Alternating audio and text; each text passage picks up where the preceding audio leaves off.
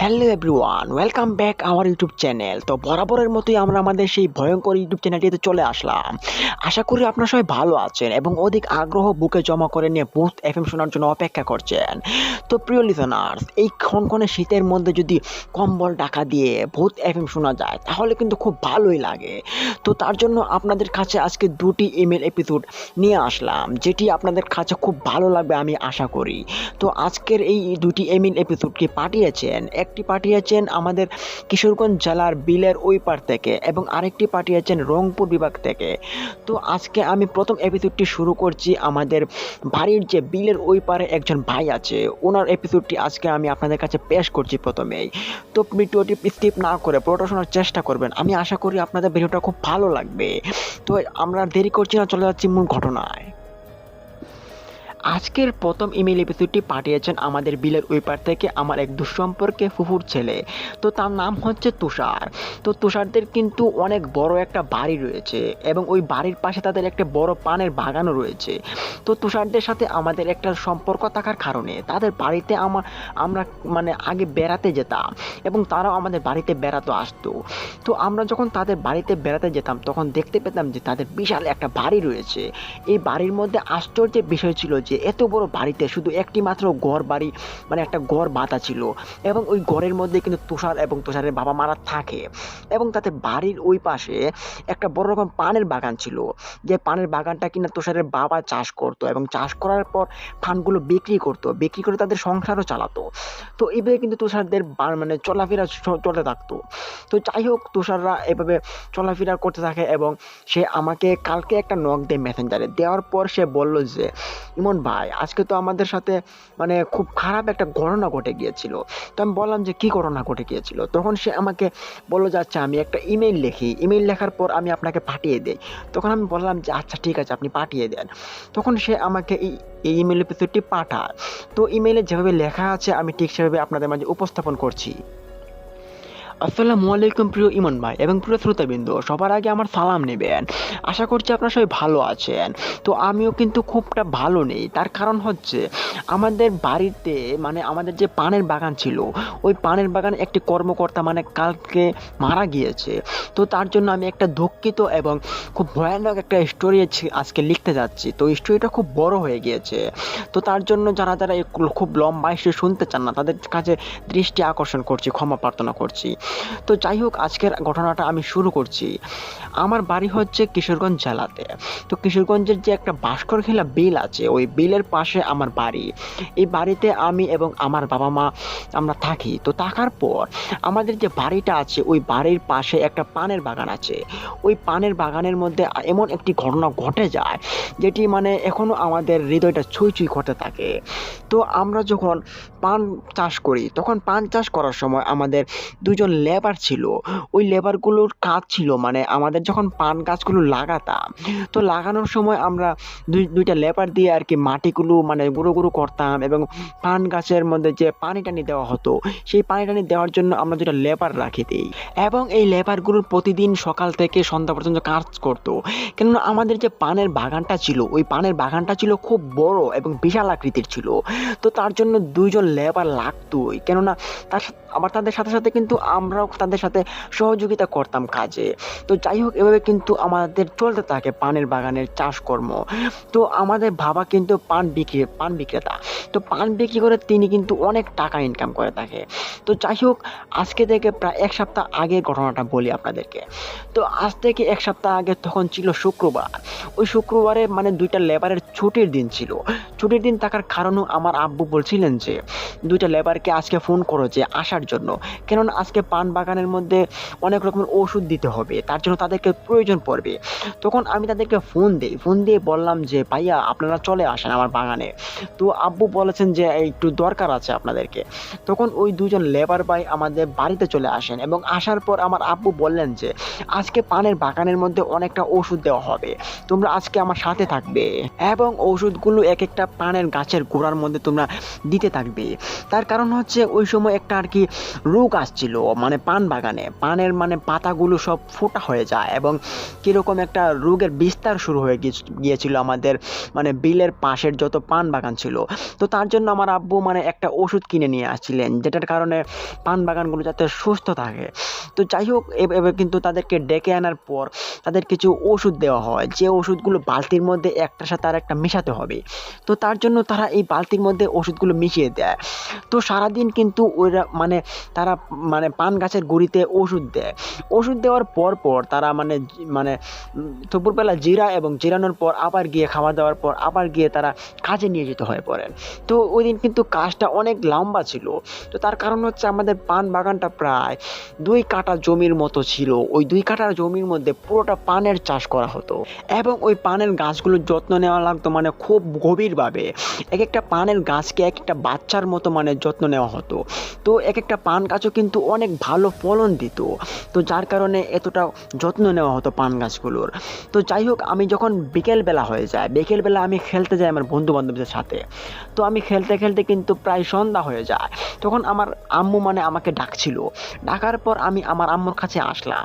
আসার পর আম্মু বলছিলেন যে আজকে তো মানে কামলা 2জন লোক তো এখনো আসেনি বাড়িতে, আর তোর আব্বু তো এখনো বাড়িতে আসেনি। তখন আমি বললাম যে কেন, কি হয়েছে? আজকে তো সন্ধ্যা হয়ে গেছে, প্রায় মাগরিবের আজান দিয়ে দিচ্ছে।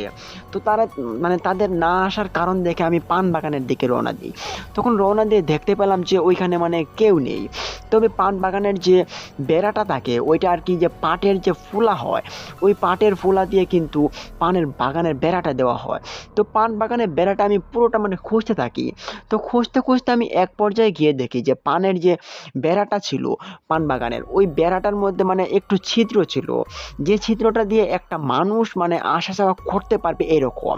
তো এটা দেখার পর আমি ভাবলাম যে এটা যদি এখানে থাকে তাহলে শেয়াল বা কিছু একটা ঢুকে পড়বে, ঢোকার পর পান গাছগুলো নষ্ট করে দিবে।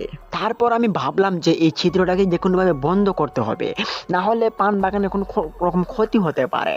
তারপর আমি বাড়িতে চলে আসলাম। আসার পর আমার আম্মুকে বললাম যে আম্মু, আজকে একটা মানে পান বাগানের যে সাইডে ছিল, ওই সাইডে একটা বেড়া ছিল, ওই বেড়াটা না একটু ভাঙা টাইপের ছিল, মনে হয় কেউ ভেঙে দিয়েছে। তো আম্মু বলল যে কি বলিস এসব, নে কয়েকটা মানে ফুলা নিয়ে মানে বেড়াটা ঠিক করে দিয়ে আয়। তখন আমি বললাম যে মানে সন্ধ্যা তো 7টা-8টা বেজে গিয়েছে, পান বাগানে কি এখন যাওয়াটা ঠিক হবে? তখন আম্মু বললেন যে পাগল নাকি তুই, যা, ওইখানে গেলে সমস্যা কি হবে? তখন আমার আম্মু বললেন যে যা, কোনো সমস্যা হবে না। তখন আমি বললাম যে আচ্ছা, ফোলাগুলো আমার কাছে দেও। তখন ওই ফোলাগুলো নিয়ে আমি পান বাগানের দিকে রওনা দেই। তো পান বাগানের যে শেষ মাথাটা ছিল, ওই শেষ মাথার মধ্যে মানে মানে ফোটা জায়গাটা ছিল। তখন আমি ওইখানে পৌঁছতে পারি এবং পৌঁছানোর পর আমি ওই ফোঁটাটাকে আবার দেখতে পাই। দেখার পর আমি ওইখানে ফোলা গেড়ে দেই এবং গেড়ে দেওয়ার একটু পর মানে দেখতে পাই যে মানে একবারে মানে আবদ্ধ হয়ে গিয়েছে। তখন আর বোঝা যাচ্ছিল না যে ওইখানে কেউ ভেঙে দিয়েছিল। তখন আমি ভাবলাম যে মানে আমি দেখতে পাই ওই পান বাগানের ভিতরে কেউ একজন নাড়াচাড়া করছে। তখন আমি কিছুক্ষণ চুপ হয়ে যাই এবং ভাবতে থাকি যে পান বাগানের ভিতরে কোনো চোর ঢুকলো নাকি। তো যার কারণ হচ্ছে মানে পান বাগানের মধ্যে কারো হাঁটার শব্দ ছিল এবং মানে কিছু ভেঙে ফেলছে এরকম শব্দ হচ্ছে। তখন আমি দৌড়ে পান বাগানের যে গেটটা ছিল, মেইন গেটের মধ্যে আমি চলে যাই এবং চলে যাওয়ার পর আমি ওইখানে কিছুক্ষণ দাঁড়িয়ে থাকি অপেক্ষা করতে থাকি, কেননা ওই চোরটা তো পান বাগানের গেট দিয়ে বের হবে, তখন আমি তাকে ধরে ফেলবো। তখন দেখতে পাই যে আমি যখন 10-15 মিনিট দাঁড়িয়ে পড়ি, তখন আমি দেখতে পাই যে কেউ এখানে বেরিয়ে আসছে না।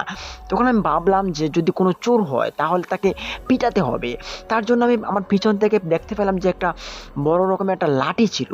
ওই লাঠিটাকে আমি নিয়ে ওই পান বাগানের ভিতরে ঢুকে পড়ি। ঢোকার পর আমি অনেকটা খুঁজতে থাকি। তো পান বাগানটা এতটা বড় ছিল যে পুরোটা খুঁজতে খুঁজতে আমার অনেকটা সময় লেগে যায়, কিন্তু আমি খুঁজতেই থাকি এবং খুঁজতে খুঁজতে আমি কাউকে না পেয়ে আমি ভাবলাম যে হয়তো আমার মনের ভুল ছিল। যাই হোক, আমি বাড়িতে চলে যাই, অনেকটা রাত হয়ে গিয়েছে, তখন প্রায় এসারে আজান দিবে মনে হয়।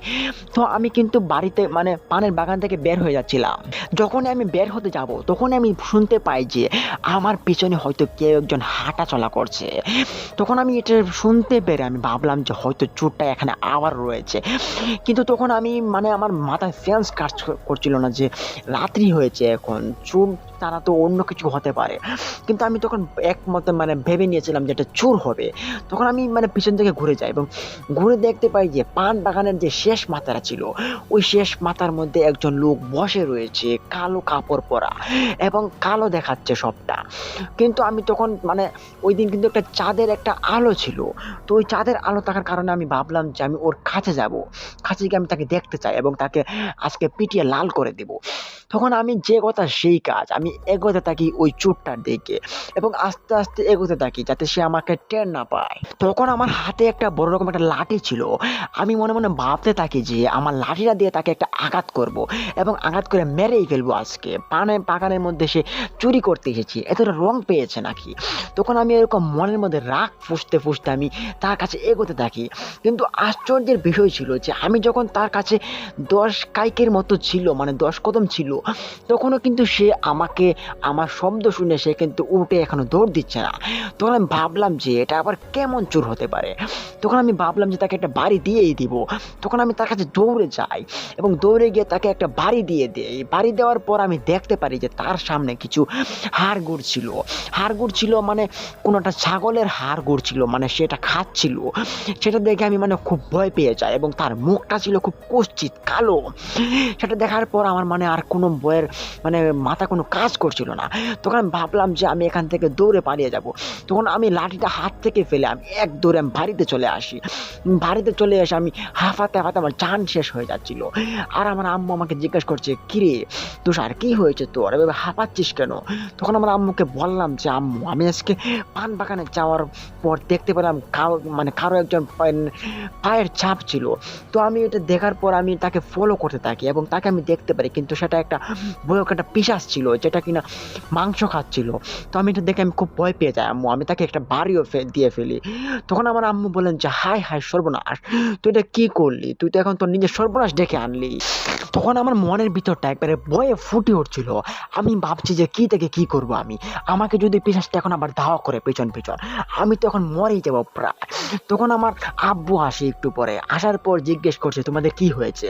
তুমি এভাবে মানে চিন্তা করছো কেন? কি নিয়ে ভয় পাচ্ছ?" তখন আমার আব্বুকে আমার আম্মু সবটা খুলে বললেন যে, "তুষার আজকে একটা কাণ্ড করে বসেছে।"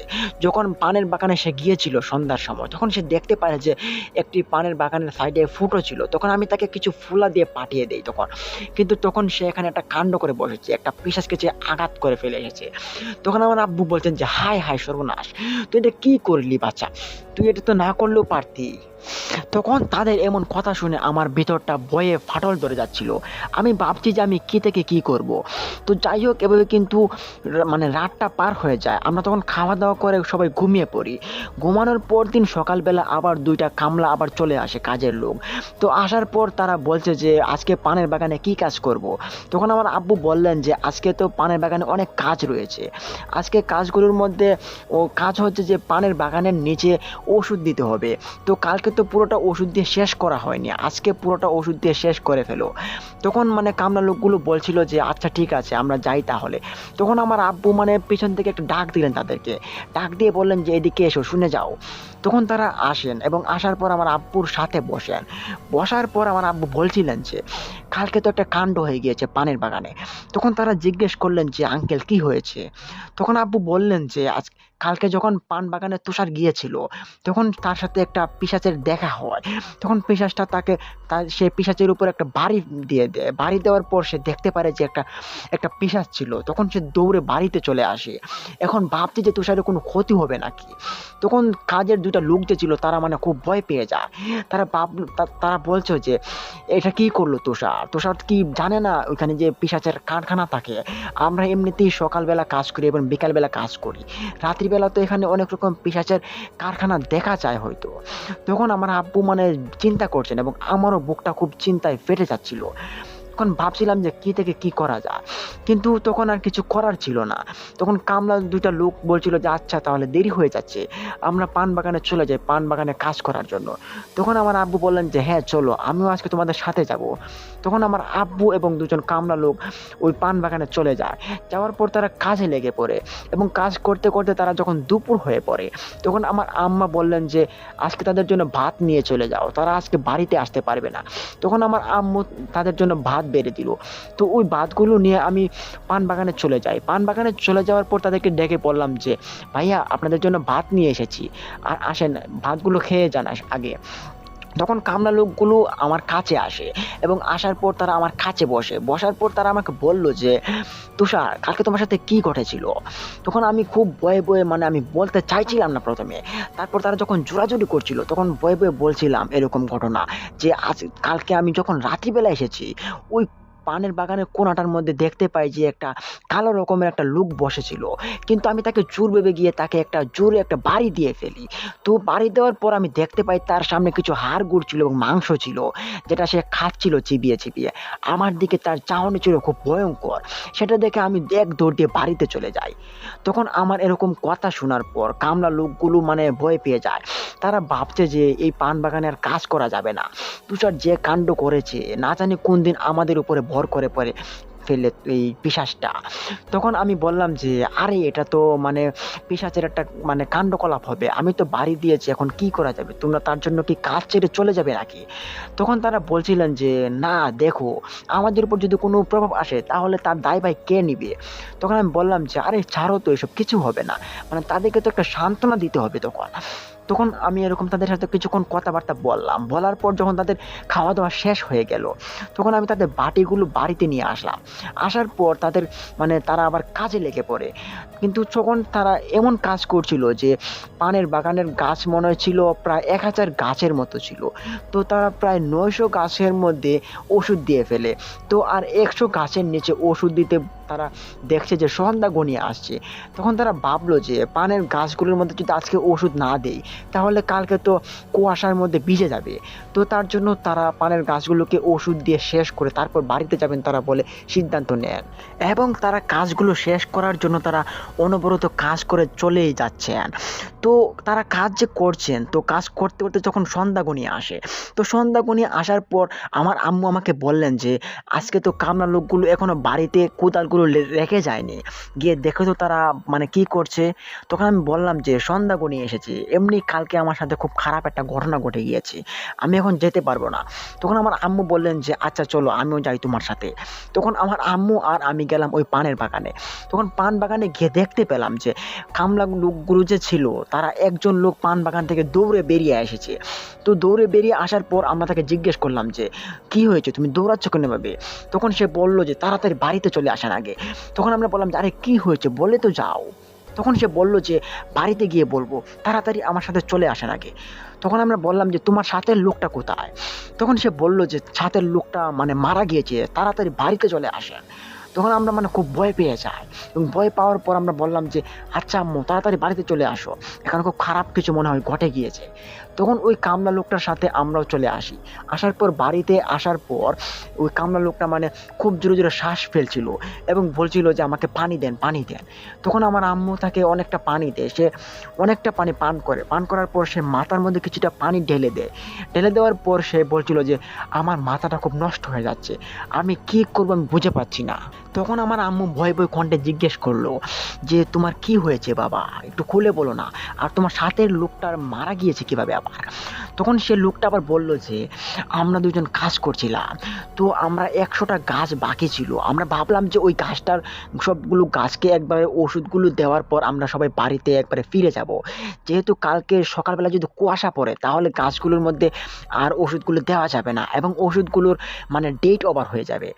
তখন আমরা কাজ করতে থাকি এবং একটা করে দিতে থাকি। তো প্রায় আমরা তখন 60-70টা গাছের মধ্যে আমরা ওষুধ দিয়ে ফেলি। তখন মাগরিবের আজান পড়ে। মাগরিবের আজান পড়ার পর আমার সাথীটা মানে বলছিল যে, ভাই দেখ, মাগরিবের আজান দিয়ে ফেলেছি, চল বাড়িতে চলে যাই। তখন আমি বললাম যে, পাগল নাকি, আর 20-30টা গাছ রয়েছে, এগুলোর মধ্যে আমরা দিয়ে ফেলি, চল। দেওয়ার পর আমরা তখন বাড়িতে চলে যাব। তখন মানে যে কথা সেই কাজ, আমরা মানে আবার কাজে লেগে পড়ি। তো আমরা কাজ করতে করতে তখন হঠাৎ করে আমরা দেখতে পাই যে আমাদের পিছনে কেউ একজন হাঁটা চলা করলো। তখন হাঁটা চলার শব্দটা ছিল মানে খুব ভয়ঙ্করভাবে, যে হুট করে হেঁটে চলে গিয়েছে। তখন আমার সাথে একটা মানে সে বলছিল যেটা এখন মারা গিয়েছে, সে বলছে যে, ভাই দেখ, কেউ যেন আমাদের পিছনে হেঁটে গিয়েছে। তখন আমি বললাম যে, কি বলছিস উল্টাপাল্টা? কে আবার হেঁটে যাবে? কিন্তু হাঁটার শব্দটা কিন্তু আমার মাথার মধ্যে মানে আমার কানেও কিন্তু এসেছিল। তখন আমি বললাম যে, কে হতে পারে? তখন আবার বললাম যে, ছাড় তো এসব বাদ দে। উল্টাপাল্টা কিসব কানে আসছে। চল তাড়াতাড়ি আগে গাছগুলোর মধ্যে ওষুধগুলো শেষ করে দিয়ে তারপর বাড়িতে চলে যাব। তখন আমার এরকম কথা শুনে সে তাড়াতাড়ি কাজ করতে থাকে। কিন্তু তখন আমরা দেখতে পাই যে আমাদের সামনের দিক দিয়ে আবার কেউ একজন জোরে হেঁটে চলে যায়। হাঁটার পর আমরা আবারও দেখতে পাই, তখন আমাদের আর সন্দেহটা ভুল ছিল না। তখন সে মানে আমার সাথেটা বলছিল যে, ভাই দেখ এখানে খুব খারাপ কিছু করতে চলেছে, চল আমরা বাড়িতে চলে যাই। তখন আমি বললাম যে, আরে ভাই আর তো মনে হয় ৫-৬টা গাছ রয়েছে, চল তাড়াতাড়ি করে ফেলি। তখন আমরা যখন করে ফেলতাম যাই, তখন লাস্টের যখন গাছটার মধ্যে আমরা মানে ওষুধটা দেওয়ার পর আমরা দেখতে পাই যে আমাদের পিছনে কেউ একজন দানব আকৃতির মতো দাঁড়িয়ে রয়েছে আমাদের পিছনে। তো তার মুখটা ছিল খুব ভয়ঙ্কর। তার মুখ দিয়ে কিরকম একটা মানে শব্দ বের হচ্ছিল এবং লালা পড়ছিল। লালাটা ছিল খুব বিষাক্ত। তার লালাটা ছিল এমন যে মাটিতে পড়ার সাথে সাথে মাটির মধ্যে আগুন জ্বলে যাচ্ছিল। সেটা দেখে আমি খুব ভয় পেয়ে যাই এবং ভয় পেয়ে আমি একটা দৌড় দিয়ে বাগানের মানে একটু পিছে চলে যাই। আর আমার সাথেরটা সে দৌড় দিল না আমার সাথে। সে তাকে দেখে একদম কাঁপতে শুরু করে দেয়। তখন তাকে ধরে ফেলে। ধরে ফেলার পর তাকে মানে কিরকম জানি তার কিছু একটা বলছিল সে পিশাচটা। তখন আমি মানে খুব ভয় পেয়ে আমি বাগানের মানে পাশ দিয়ে দৌড়ে বেরিয়ে আসি বাগান থেকে এবং আসার পর আপনাদেরকে দেখতে পাই। কিন্তু এখন আমার বিশ্বাস আমার সাথেরটা আর বেঁচে নেই, সে হয়তো মারা গিয়েছে। সে বলে সে খুব কান্না করে দেয়। তো তার কান্না শুনে আমরা অনেকটা ভয় পেয়ে যাই। আমরা মাহফুজ ভাবলাম যে তাদের সাথে কি এমন ঘটে গিয়েছে। তো তার একটু পরে কিন্তু আমার ভাবা চলে আসি। আমার আব্বু এসে দেখতে পান যে কাজের লোকটা মানে শুধু কান্না করছে এবং এমন কান্না মানে কান্নার মতো কান্না না, এবং আমার আম্মু খুব কান্না করছে কেননা ওই কাজের লোকগুলোকে আমার আম্মু খুব আদর করতো। তো যাই হোক একটাকে যখন পাওয়া যাচ্ছে না, তখন আমার আব্বুকে সব কিছু আবার খুলে বলার পর আব্বু বললেন যে তাড়াতাড়ি ঘর থেকে লাইট বের করে নিয়ে আসো, গিয়ে দেখি পান বাগানের ভিতরে সে কি এখনো আছে নাকি।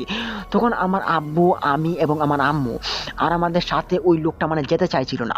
সে বলছিল যে আমি এখানে গেলে আমাকে সে মেরে ফেলবে।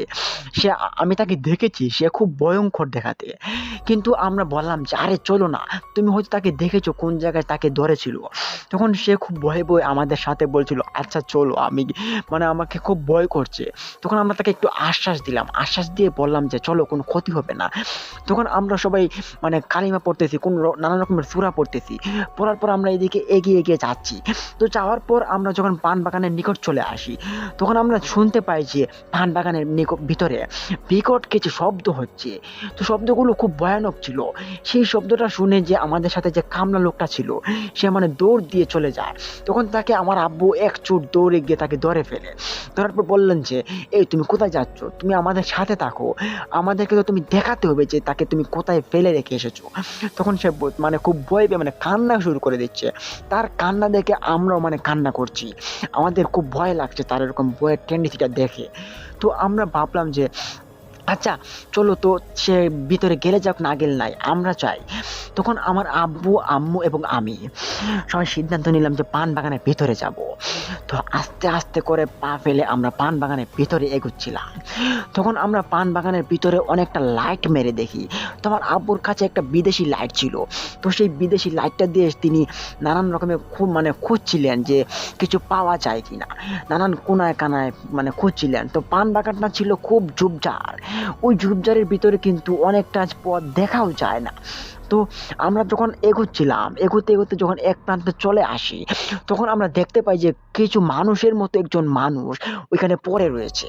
তো ওইখানে সে পড়ে থাকার কারণে আমরা তার দিকে আস্তে আস্তে করে এগিয়ে যাই। এগিয়ে গিয়ে আমরা দেখতে পাই যে আমাদের কাজের লোকটা ছিল, ওই প্রথম লোকটা ওইখানে পড়ে রয়েছে। সেটা দেখে আমি মানে কান্না করে দেই, আমার আম্মু কান্না করে দেয়। তার সে যে পড়েছিল তার যে অবস্থাটা ছিল খুব বাজে অবস্থা ছিল। তার মানে মুখের গালগুলো ছিঁড়া ছিল, আর মানে পরনে যে শার্টটা ছিল ওই শার্টটা একদম ছিঁড়ে ফেলেছিল, এবং পিঠের মধ্যে নানান ধরনের মানে আঙ্গুলের বড় বড় ছাপ ছিল, মানে খামচে দিয়েছে এরকম, এবং মাথার মধ্যে রক্ত ভরা এবং সারা শরীরটা রক্ত মাখা হয়ে গিয়েছে। সেটা দেখে আমি এক দৌড় দিই, এবং দৌড় দেওয়ার পর আমি পান বাগান থেকে বেরিয়ে আসি। কিন্তু আমার আব্বু এবং আম্মু পান বাগান থেকে এখনো বেরিয়ে আসেননি। তারা ভাবলেন যে তাকে এখানে ফেলে রেখে আমাদের বাইরে চলে যাওয়াটা ঠিক হবে না। তখন আমার আব্বু আম্মুর এরকমটা দেখে আমি আবারও পান বাগানের ভিতর ঢোকার চেষ্টা করি। তখন আমি পান বাগানের ভিতরে যখন ঢুকে পড়ি, ঢোকার পর আমার আব্বু আম্মুর কাছে আবার চলে যাই। তখন আমার আব্বু আম্মু বলছেন যে তাকে এখানে ফেলে রেখে চলে যাওয়া যাবে না, তাকে আমি কাঁধে নেই। কিন্তু তখন যে তাকে কাঁধে করে নিবে, তাকে কাঁধে নেওয়ার কোনো সিস্টেম ছিল না, কেননা তার সারাটা শরীর ছিল রক্তমাখা শরীর।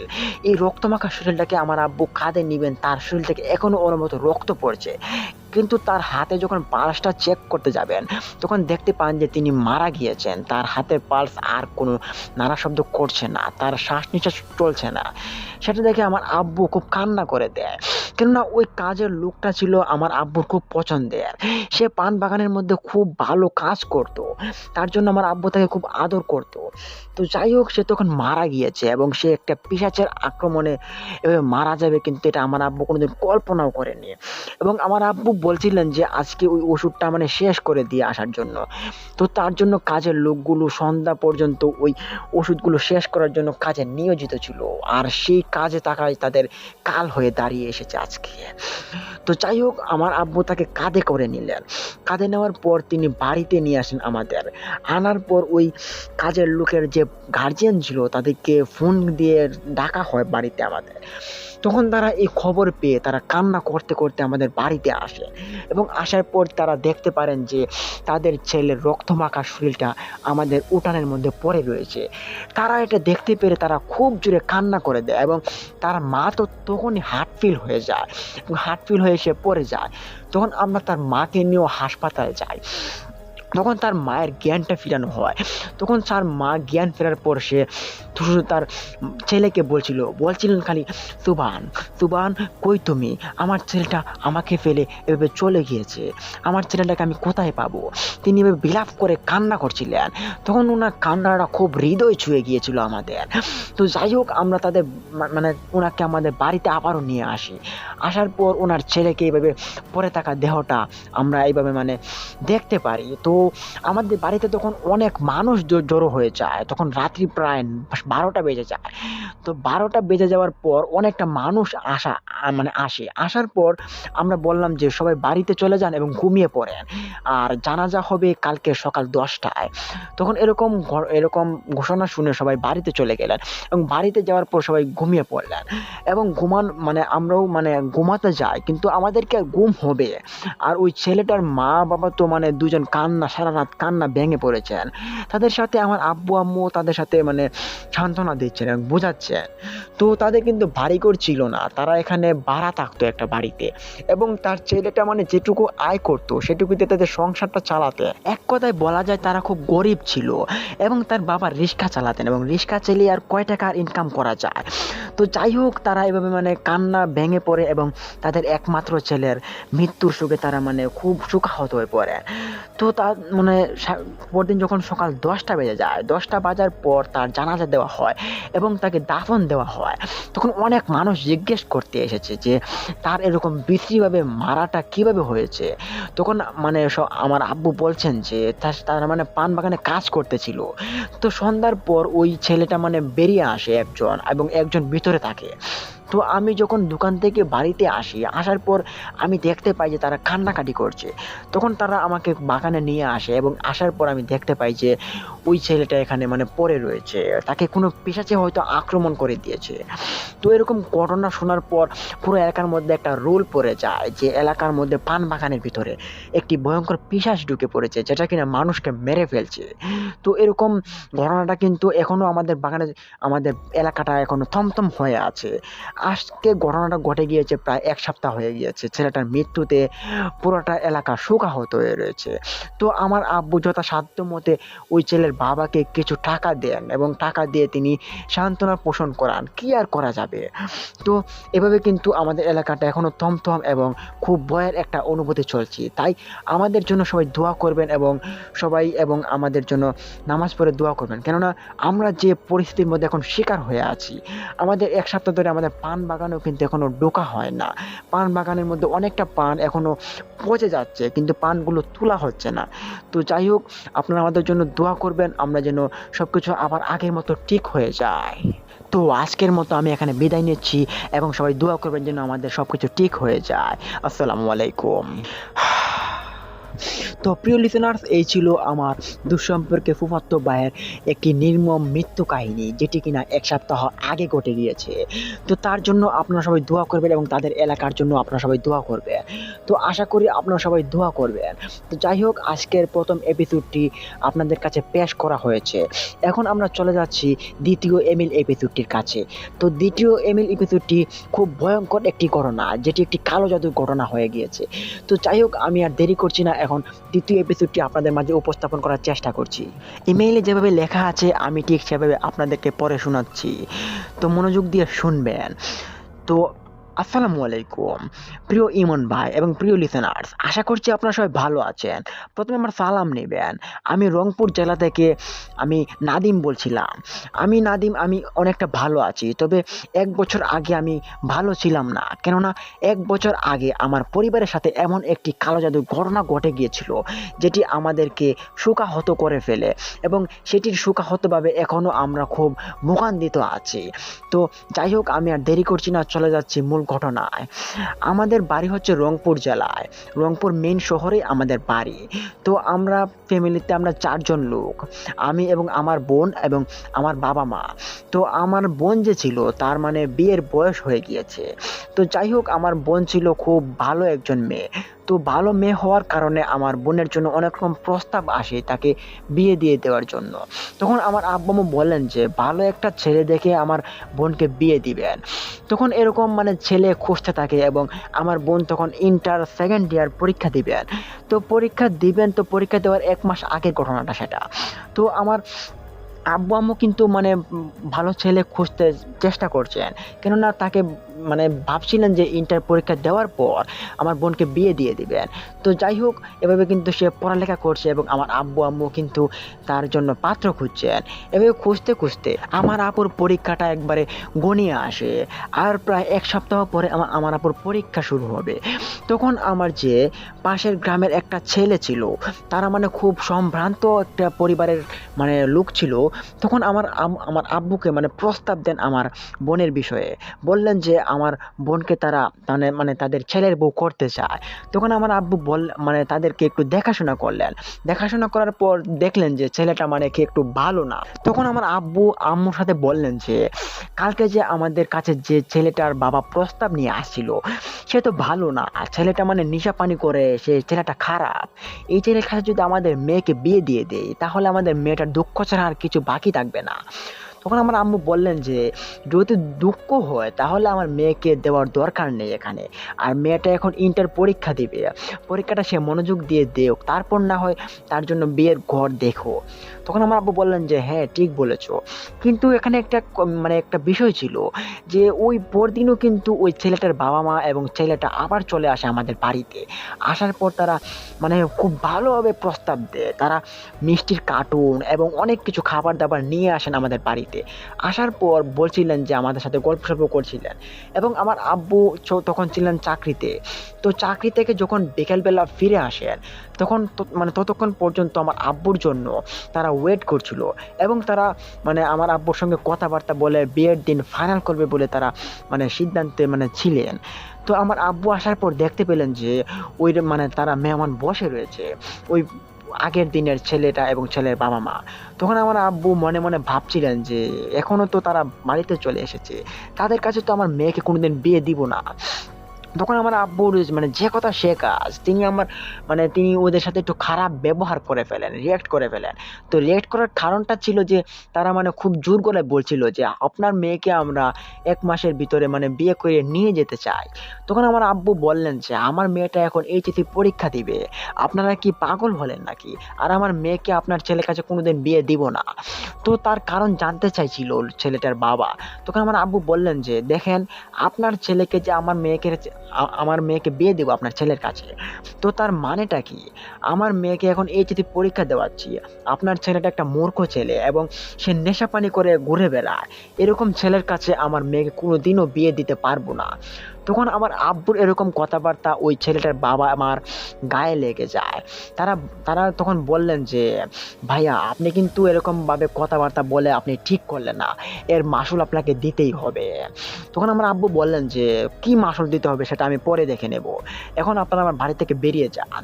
তখন ওই মিষ্টির কার্টুনগুলো আমাদের বাড়িতেই ফেলে রেখে তারা চলে গিয়েছিল। তখন আমার আব্বু পিছন পিছন ডাকছিলেন, ডেকে বলছিলেন যে, ভাইয়া আপনাদের মিষ্টির কার্টুন তো নিয়ে যাবেন। তখন তারা বলছিলেন যে, আপনাদেরকে এগুলো শ্রদ্ধা দিয়ে ফেলেছি, আর এগুলো নিব না। তখন আমার আব্বু বললেন যে, হায় রে মানুষ, কি মানুষ দেখো, কত দেমাগ দেখায়। তো যাই হোক, এভাবে কিন্তু ১ সপ্তাহ চলে যায় এবং ঠিক ১ সপ্তাহ পর যখন আমার আপুর পরীক্ষা শুরু হবে, তখন ১ম দিনে পরীক্ষাটা ছিল বাংলা পরীক্ষা। আমার আপু খুব ভালোভাবে স্টাডি করছিল যে পরীক্ষাটা দিবেন। তো তখনই কিন্তু আমার আপুর সাথে একটা খারাপ ঘটনা ঘটে যায়। আমার আপুর যখন পরদিন পরীক্ষা ছিল, এর আগের দিন মানে তার খুব মাথা ব্যথা উঠে পড়ে। তো মাথা ব্যথাটা এমন ছিল যে খুব ভয়ানকভাবে মাথাটা তার এতটাই গরম ছিল, যেটা মানে বলে বোঝানোর মতো না। এত গরম মাথা দেখার পর মানে আমার আব্বু-আম্মু মানে ভয় পেয়ে যায়। তারা ভাবলেন যে সেই মেয়েটার মাথা এরকম গরম, কিন্তু মেয়েটা দিব্যি হাঁটাচলা করতে পারছে। কিন্তু সে অস্বস্তিও ভোগ করছে যে তার খুব খারাপ কিছু ঘটে চলছে তার কাছে। তখন আমার আব্বু-আম্মু বললেন যে তাকে কোনো হাসপাতালে নিয়ে যাবে। তো রাত্রে কিন্তু তাকে একটা হাসপাতালে নিয়ে যাওয়া হয়। হাসপাতালে নিয়ে যাওয়ার পর ডাক্তারের কাছে নিয়ে, ভালো ডাক্তারের কাছে, এমবিবিএস ডাক্তারের কাছে নিয়ে যায়। তখন বললেন যে, ডাক্তার দেখুন আমার মেয়েটার কালকে এইচএসসি পরীক্ষা শুরু হবে। তো আজকে তার এরকম হওয়ার কারণটা কি? আজকে যদি সে এভাবে ভেঙে পড়ে তো কালকে তো সে পরীক্ষা দিতে পারবে না। তখন ডাক্তার মশাই অনেক রকম চিকিৎসাপাতি করলেন, তাকে কয়েকটা ইনজেকশনও দিলেন তার মাথা এরকম গরম হওয়া দেখে। তখন মানে কোনো কাজই হচ্ছিল না। রাত যতই গভীর হচ্ছিল তার মাথা সারা শরীর এত গরম হচ্ছিল, আর সে মানে কান্না করছিল। তো আর এতটাই কান্না করছিল যে তার খুব অস্বস্তি বোধ হচ্ছিল। তো ডাক্তার কিন্তু ওষুধ দিয়েছিল, ইনজেকশনও দিয়েছিল, কিছু কাজই করছে না। তো কাজ না করার কারণ ছিল, তো কারণটা আপনারা শুনতে মানে জানতে পারবেন, শুনতে থাকুন। তো যাই হোক, পরদিন কিন্তু আপুর পরীক্ষা ছিল। ওই পরীক্ষার মধ্যে আপু আর যেতে পারেনি। যেতে না পারার কারণে আমার আব্বু আমার মনটা অনেকটা খারাপ হয়ে যায়। তারা ভাবলেন যে মেয়েটাকে এইচএসসি পরীক্ষা দেওয়াবো, কিন্তু এইচএসসি পরীক্ষার আগের দিন এ কি সর্বনাশ হয়ে গেল। মেয়েটা তো এখন মাথায় তুলতে পারছে না বিছানা থেকে।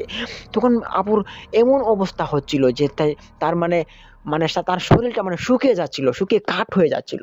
তার এত অবস্থা খারাপ দেখে মানে আমার আব্বু-আম্মু খুব ভয়ে মানে মানে কোথা থেকে কোথায় যাবে তারা খুঁজে পাচ্ছিল না, দিশা পাচ্ছিল না। তখন তারা পরীক্ষা তো দূরের কথা, তাদের মেয়েকে কিভাবে বাঁচাবে মানে সেটা নিয়ে তারা পড়ে রয়েছে। এবং আমাকেও নিয়ে মানে তারা বেড়াচ্ছে যে কোথায় যাওয়া যায়, কোন কবিরাজের কাছে যাওয়া যায়। তখন আমাদের যে রংপুর জেলার মধ্যে একটা কবিরাজ আছে, ওই কবিরাজের কাছে আমরা গেলাম। তখন প্রায় রাত হয়ে গিয়েছিল। যাওয়ার পর আমরা কবিরাজের কাছে বললাম যে, আমার আম্মু বলছিলেন যে, কবিরাজ মশাই আমার না মেয়েটার মানে এইচএসসি পরীক্ষার্থী ছিল। তো আমার মেয়েটার তো মানে খুব মানে অসুস্থ এবং এইচএসসি পরীক্ষা দিতে পারেনি। তার সারা শরীর খুব গরম হয়ে গিয়েছে। ডাক্তারের কাছে গিয়েছি, ওষুধ পানি খাওয়িয়েছি, কিন্তু কোনো লাভ হয়নি। তো তার জন্য আপনার কাছে আসলাম। আপনি প্লিজ দয়া করে কিছু একটা করুন। তখন আমার তখন ওই কবিরাজ মশাইটি বললেন যে, আপনাদের মেয়ের কি হয়েছে? সেটা শুনে আমার আম্মু বললেন যে, আমার মেয়ের তো মানে সারাটা শরীর গরম এবং খুব জ্বর উঠেছে আবার। তো জ্বরটা এতটাই জ্বর যে মানে তার শরীরে হাত রাখা যাচ্ছে না। সে যেখানে বসছে, যেখানে ঘুমাচ্ছে, সে জায়গাটা যেমন আগুন দিয়ে হিট করে দেওয়া হয়েছে। তখন কবিরাজ মশাই এরকমটা শোনার পর তিনি বললেন যে, এটা নিশ্চয়ই কোনো খারাপ একটা লক্ষণ হবে। তখন কবিরাজ মশাই বললেন যে, আপনারা আমাকে এখনই নিয়ে চলুন আপনার মেয়ের কাছে। তখন আমার আম্মু বললেন যে, হ্যাঁ ঠিক আছে, আপনি এখনই চলে আসলে আমাদের জন্য ভালো হয়। তখন আমার আম্মু, আব্বু এবং আমি ওই কবিরাজ মশাইকে আমাদের বাড়িতে ডেকে নিয়ে আসি।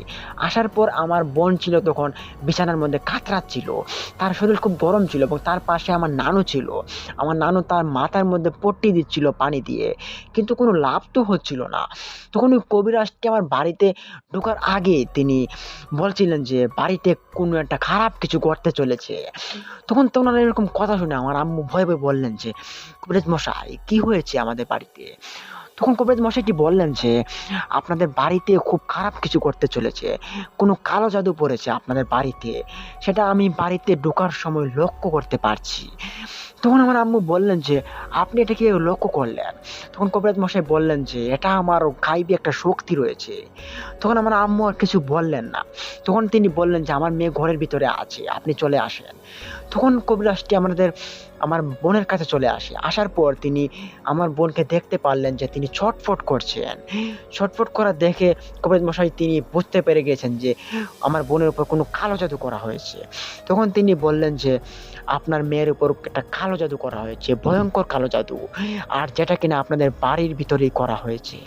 তখন উনার এরকম কথা শোনার পর আমার আব্বু অবাক হলেন এবং অবাক দৃষ্টিতে তিনি বললেন যে, "কবিরাজ মশাই, আমার মেয়ের কি এমন হলো যে আপনি এতটা ঘাবড়াচ্ছেন আমার মেয়েকে দেখে?"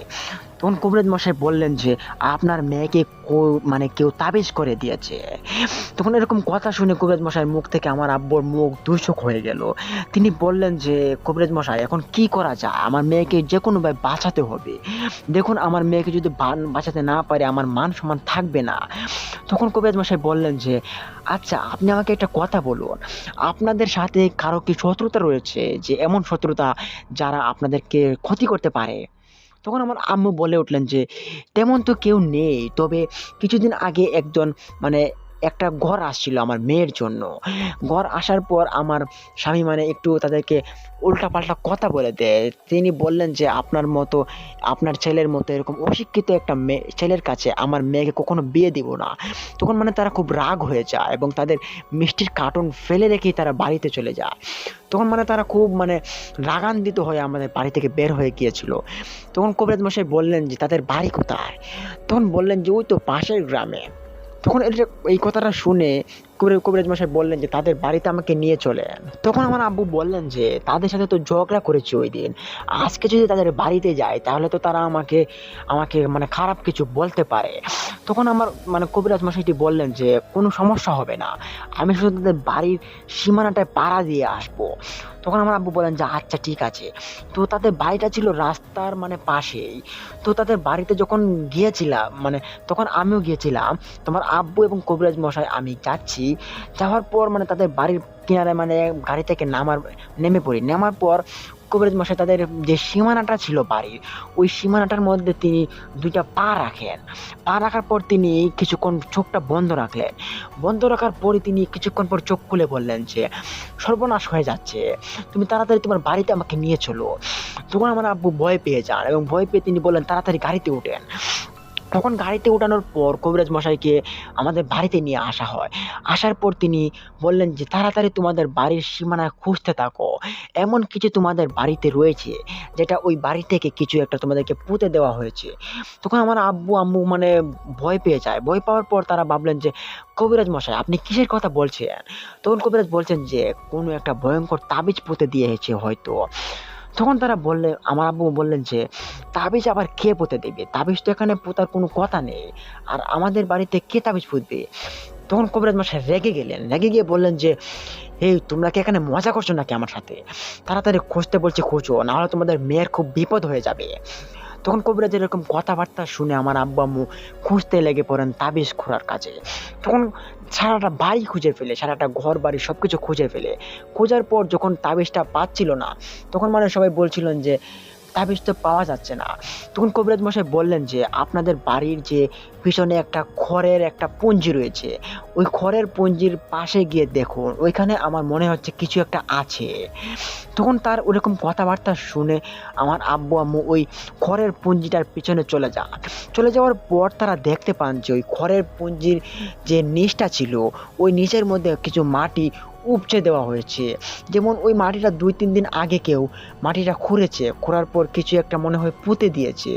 তখন সেটা এরকমটা জায়গা দেখতে পেয়ে কবিরাজ মশাইকে ডাক দিলেন। এক এক ডাক শুনে কবিরাজ মশাই বাড়িতে আমার আব্বু আমার কাছে চলে আসলেন। আসার পর কবিরাজ মশাই দেখতে পেলেন এবং দেখতে পেরে তিনি একটু অট্ট হাসি দিলেন। হাসি দিয়ে বললেন যে, "দেখেছিস? তোরা যে বললি কিছু নেই, এই যে দেখ তার প্রমাণ। এখানে কিছু একটা পুঁতে দিয়েছে কেউ, যেটার কারণে তোর মেয়ের এরকম সর্বনাশ হয়ে যাচ্ছে। তাড়াতাড়ি এটাকে বের করে নে, না হলে তোর মেয়ের খুব ক্ষতি হয়ে যাবে।" তখন আমার আব্বু বললেন যে, "কবিরাজ মশাই, এটাকে কিভাবে বের করব?" তখন তিনি বললেন যে, "দাঁড়া, আমি বের করি এটাকে। আস্তে, আস্তে বের করতে হবে।" তখন এই বলে কবিরাজ মশাই তার ব্যাগ থেকে একটি দা বের করে নেয় এবং দাটা বের করার পর ওই দাটা দিয়ে দাটার মধ্যে কিছু মন্ত্র পড়লেন তিনি। মন্ত্র পড়ার পর ওই মাটিটার মধ্যে তিনি খুঁড়তে থাকেন আস্তে আস্তে করে। যখন তিনি খুঁড়তে খুঁড়তে মাটিটার শেষ ভাগে চলে যায় তখন দেখতে পান যে লাল বর্ণের একটা তাবিজ ওই মাটির নিচে লুকায়িত ছিল, যেটা আমরাও দেখতে পাই যে আগুনের মতো লাল শিকল হয়ে আছে ওই তাবিজটা। সেটা দেখতে পেরে কবিরাজ মশাই খুব ভয় পেয়ে যান। তিনি বললেন যে সর্বনাশ হয়ে গিয়েছে, তাবিজটার রং তো খুব লাল বর্ণের হয়ে গিয়েছে। সেটা শোনার পর আমরাও কিছুটা আতঙ্কিত হই। আতঙ্কিত হওয়ার পর আমরা চুপ করে থাকি। তখন কবিরাজ মশাইটি তার ব্যাগ থেকে আর একটা পাতিল বের করে নেন এবং ওই পাতিলের মধ্যে তাবিজটাকে তিনি আলকাতানে তুলে নেন। পাতিলের মধ্যে তোলার পর তিনি ওই পাতিল সহ আমাদের উঠানে এসে বসে পড়েন এবং বললেন যে এখানে একটা পাটি বিছিয়ে দাও, ওই পাটির মধ্যে আমি বসবো। তখন আমার আম্মু ঘর থেকে দৌড় দিয়ে একটা পাটি নিয়ে আসেন। আসার পর উঠানের মাঝখানে ঠিক ওই পাটিটা বিছিয়ে দেওয়া হয়। তখন ওইখানে ওই কবিরাজটি বসে পড়েন। বসার পর তিনি তার ব্যাগ থেকে কিছু যন্ত্রপাতি বের করেন এবং ওই যন্ত্রপাতিগুলো ওই তাবিজটার আশপাশ দিয়ে ঘিরে দেয়। কিন্তু তাবিজটা এতটা গরম ছিল যে তাবিজটার পাশে যখন আমরা দাঁড়িয়েছিলাম আমাদের কাছেও খুব গরম লাগছিল। এতটাই গরম হয়ে গিয়েছিল যে তাবিজটা। আর তাবিজটা যেখানে ছিল পোতাইত, ওই পোতা জায়গার মধ্যে দেখতে পেলাম যে মাটিটাও ছিল খুব গরম টাইপের। এতটাই গরম ছিল যেটা থাকার কথা ছিল না। তো যাই হোক, পরবর্তীতে ওই কবিরাজ মশাই তার ওই যে তাবিজটা উদ্ধার করেছিল ওই তাবিজটাকে তিনি আমাদেরকে বলছিলেন যে তাবিজটাকে এখন ঠান্ডা করতে হবে, না হলে বিপদ ঘনিয়ে আসতে পারে যে কোনো সময়। তখন তিনি তাবিজটার মধ্যে কিছু মন্ত্রপানি পড়লেন এবং ওনার দেখলাম একটা পটলির ভিতরে একটা বোতল ছিল এবং ওই বোতলটার মধ্যে কিসের যেন একটা পানি ছিল। তিনি আমাদেরকে বললেন ওই পানিটা তিনি বের করেন। বের করার পর আস্তে আস্তে ওই পানিটাকে ওই তাবিজের উপর 1 ফোঁটা 2 ফোঁটা করে তিনি ফেলতে থাকেন। তো ফেলতে ফেলতে তাবিজটা প্রায় আধা ঘন্টা যাবৎ ওই তাবিজটার মধ্যে তিনি মন্ত্র পড়তে পড়তে আধা ঘন্টা পর ওই তাবিজটা গরমটা ছিল যে আগুনের মতো লুক্কা হয়েছিল, ওই লুক্কাটা ছেড়ে দিয়েছে এবং একটা সাধারণ তাবিজে পরিণত হয়েছে। তখন কিছুক্ষণ পর ওই তাবিজটিকে কবিরাজ মশাই হাতে নেন। হাতে নেওয়ার পর তিনি একটা কাপড় দিয়ে তাবিজটাকে পেঁচিয়ে দেন। পেঁচিয়ে দেওয়ার পর তিনি আমার আব্বুর হাতে ওই তাবিজটা দিয়ে দেন এবং দিয়ে বললেন যে এই তাবিজটা তোমার হাতে নাও এবং হাতে নিয়ে ওই তাবিজটাকে তুমি কি করবে জানো? তখন আমার আব্বু বললেন যে কি করবো কবিরাজ মশাই? তখন কবিরাজ মশাই বললেন যে ওই তাবিজটাকে তুমি নিয়ে যাবে একটা বড় রকমের পুকুরে, বা এটাকে যদি কোনো নদীতে নিয়ে যেতে পারো তাহলে আরো বেশি ভালো হয়। তো আমার আব্বু বললেন যে এখানে আমাদের আশপাশে তো কোনো নদী নেই, তবে ভালো একটা বড় পুকুর আছে, তো ওই পুকুরটাতে হবে নাকি? তখন কবিরাজ মশাই বললেন যে হ্যাঁ, ওই পুকুরটাতেও হতে পারে। তুমি তাবিজটাকে নিয়ে একটা পুকুরের মধ্যে চলে যাবা এবং ওই পুকুরের মধ্যে পানির নিচে ডুব দিবা। ডুব দেওয়ার পর ওই যে মাটিটা থাকবে, যে মাটির নিচে তুমি ওই তাবিজটাকে পুঁতে দিয়ে আসবা পানির নিচে, মাটির নিচে। তখন আমার আব্বু বললেন যে এটা কেমনে সম্ভব? পানির নিচে তো আমি দম রাখতে পারবো না, তো মাটির নিচে পুঁতবো কিভাবে? তখন কবিরাজ মশাই বললেন যে এটা তোমাকে পারতেই হবে। তখন আমার আব্বু পরদিন সকালবেলা তিনি ওই পুকুরটাতে চলে যান আমাকে নিয়ে। তখন আমার আম্মু চলে আসেন আমাদের সাথে। তখন আমার আব্বু পুকুরের মধ্যে ঝাঁপ দিয়ে নামেন। নামার পর তিনি, পুকুরটা ছিল খুব গভীর, তো প্রায় অনেকটা সময়, প্রায় 1.5 মিনিটের মতো আমার আব্বু পানির নিচে ছিলেন। তখন পানির নিচে থাকার পর তিনি সাকসেস হয়ে তারপর উঠে আসেন। উঠে আসার পর আমার আম্মু জিজ্ঞেস করলেন যে ভাই, তাবিজটা কি পানির নিচে পোতা হয়েছে? তখন আমার আব্বু বললেন যে হ্যাঁ, পোতা হয়েছে, খুব কষ্ট হয়েছে। পানিটা তো খুব গভীর, ওই গভীরটাতে যাওয়া হয়েছিল, তো তারপর মাটিতে পুঁতে দেওয়া হয়েছিল। তখন আমরা যখন মাটিতে পুঁতে দেওয়ার পর বাড়িতে চলে আসি। আসার পর কবিরাজ মশাইকে আবার ফোন করি। তো ফোন করার পর ওই দিন সন্ধ্যাবেলা আবার কবিরাজ মশাই আমাদের বাড়িতে চলে আসেন। আসার পর তিনি আমার বোনকে কিছু ওষুধপাতি দেন। ওষুধপাতি তিনি বাড়িতে গিয়ে বানিয়েছিলেন, ওই ওষুধগুলো আমাদের বোনকে দিলেন। দেওয়ার পর কিছু ঝাড়ফুঁক করলেন। ঝাড়ফুঁক করার পর তিনি বললেন যে তোমার মেয়ে এখন আস্তে আস্তে ঠিক হয়ে যাবে, কিন্তু তোমার মেয়ের সাথে যা ঘটতে যাচ্ছিল সেটা খুব ভয়ঙ্কর হতে যাচ্ছিল। ভাগ্য ভালো যে তোমরা আমাকে ডেকে নিয়ে এসেছো, না হলে তো তোমাদের মেয়ে মারাই যেত কিছুদিন পর। তখন এরকম কথাবার্তা শুনে আমার আম্মু কান্না করে দিল এবং কান্না করে দিয়ে আমার বোনকে জড়িয়ে ধরে কান্না করতেছিলেন তখন তিনি। তখন ওনারা এরকম কান্না দেখে কবিরাজ মশাই ওনাকে সান্ত্বনা দিয়ে বললেন যে তোমার মেয়ের এখন আর কিছুই হবে না, তোমার মেয়ে এখন ভালো হয়ে গিয়েছে। তখন এরকম কথা শুনে সবাই স্বস্তি নিঃশ্বাস ফেলার পর তখন আমার মানে কবিরাজ মশাই কিছু তাবিজও দিলেন আমার বোনকে, তখন তাবিজগুলো পরাহিত করা। তখন আমার আব্বু বলছিলেন যে আমার মেয়েকে এরকম ক্ষতি করতে কে চেয়েছিল, আপনি নামটা কি আমাকে বলতে পারবেন, তাকে আমি একদম পিটিয়ে মেরে ফেলবো। তখন ওই কবিরাজ মশাই বললেন যে হ্যাঁ আমি জানতে পারি যে ওই তাবিজটা কে পুঁতেছিল, ওই যে আমাকে নিয়ে বাড়িতে নিয়ে গিয়েছিলা প্রথম দিন, যার বাড়িতে, যে কিনা তোমাদের বাড়িতে বিয়ের প্রস্তাব নিয়ে এসেছিল, সেই বাড়ি থেকে কেউ একজন তোমার বাড়িতে এসে তাবিজটা পুঁতে দিয়েছিল এবং ওই তাবিজটা নিয়ে এসেছিল আমাদের পাশের গ্রামের কবিরাজ থেকে। তো ওই কবিরাজটির তাবিজটা আমি চিনি, ওই তাবিজটা ছিল ওই তাবিজটা। তখন আমার আব্বুর এরকম কথাবার্তা শুনে আমার আব্বু তখন বললেন যে আচ্ছা কবিরাজ মশাই, আপনি আপনি আমাদের খুব বড় একটা উপকার করলেন। তখন কবিরাজ মশাইকে কিছু টাকা দিলেন আমার আব্বু। টাকা দেওয়ার পর তিনি তাকে পাঠিয়ে দিলেন বাড়িতে। তখন আমার আব্বু আমাকে বললেন যে আমি তাদেরকে দেখেই ছাড়বো। তখন আমার আব্বু বললেন যে কীভাবে দেখা যায়, তো তাদেরকে বললেন যে তাদের নামে মামলা করে দিবে। তো মামলা করে দিবে, তো তাদেরকে তো আগে কিছু বলতে হবে যে তারা কি এই দোষটা করেছে কিনা। তখন আমার আব্বু তাদের বাড়িতে চলে যায়, যাওয়ার পর তাদেরকে জিজ্ঞেস করলেন যে তোমরা আমাদের সাথে এরকম কেন করেছো। তখন তারা অস্বীকার চায় এবং বলে যে আমরা এসব কিছুই করিনি, তোমরা এমনিতেই আমাদের সাথে উল্টাপাল্টা কথা বলে দিয়েছো ওই দিন, আমরা কিছু মনে করিনি, এখন আবার কিসব উল্টাপাল্টা কথা বলছো। তখন আমার আব্বু এরকম কথাবার্তা শুনে তিনি বললেন যে তোমাদের নামে আমি মামলা করব, তোমরা আমাকে কি সর্বনাশ করতে চাচ্ছিলে। তখন আমার আব্বুর এরকম কথাবার্তা শুনে তারা বললেন যে যাও মামলা করো, আমাদের কি হবে দেখা যাবে পরে। তখন আমার আব্বু গিয়ে মামলা করেন কোর্টে। তো কোর্টে মামলা করার পর পুলিশ আসে এবং তদন্ত করার পর কিন্তু কিছুই পায় না। তো প্রমাণ ছাড়া তো কাউকে বিনা দোষে ধরেও নিয়ে যেতে পারবে না পুলিশ। তো এভাবে কিন্তু তারা বেঁচে গেল। তো যাই হোক, আজকের কিন্তু ঘটনাটা কিন্তু এখনো কিন্তু ঘটে যাচ্ছে আমাদের সাথে। আর আমার বোনের কিন্তু এখন প্রায় সময় মানে অসুস্থ হয়ে পড়ে, আগে কিন্তু তার এরকম ছিল না। তো আজকের মতো আমি এখানে বিদায় নিচ্ছি। তো আমার বোনের জন্য সবাই দোয়া করবেন এবং আমাদের জন্য সবাই দোয়া করবেন যেন এরকম ঘটনা থেকে আমরা সবাই মুক্তি পেয়ে যাই এবং সবাই ভালো থাকবেন, সুস্থ থাকবেন। আসসালামু আলাইকুম। তো প্রিয় লিসেনার্স, এই ছিল রংপুর জেলার একজন ভাইয়ের এরকম একটি দুর্দান্ত একটি ভয়ঙ্কর কালো জাদুর ঘটনা ছিল, যে কালো জাদুর ঘটনার শিকার হন ওনার বোন। তো ওনার বোনের জন্য আপনারা সবাই দোয়া করবেন। তো আজকের মতো আমি আপনাদের কাছে থেকে এখনও বিদায় নিচ্ছি। তো তার আগে আমি একটা কথা বলতে চাই যে আমাদের এই চ্যানেলটি খুব নতুন। তো এই চ্যানেলের মধ্যে প্রতিদিনই কিন্তু ভয়ঙ্কর এবং মানুষের কাছ থেকে কালেক্ট করে ভূতের ঘটনা আপলোড করা হয়ে থাকবে। তো আপনারা আমাদের এই চ্যানেলটিকে সাবস্ক্রাইব করে বেল আইকনটি অন করে রাখবেন, যাতে আমরা ভিডিও আপলোড করার সাথে সাথে আপনারা পেয়ে যান। তো আজকের মতো আমি এখানে বিদায় নিচ্ছি। তবে তার আগে একটা কথা বলতে চাই, এই যে কালো জাদুর যে ঘটনাটা, এই কালো জাদুর ঘটনা থেকে আপনারাও কিন্তু অনেকে বিরত থাকবেন এবং সবাই সবার নিজেদের খেয়াল রাখবেন। তো সবাই ভালো করে সবার নিজের খেয়াল রাখবেন। তো আজকের মতো এখানে বিদায় নিচ্ছি। সবাই ভালো থাকবেন, সুস্থ থাকবেন। আসসালামু আলাইকুম।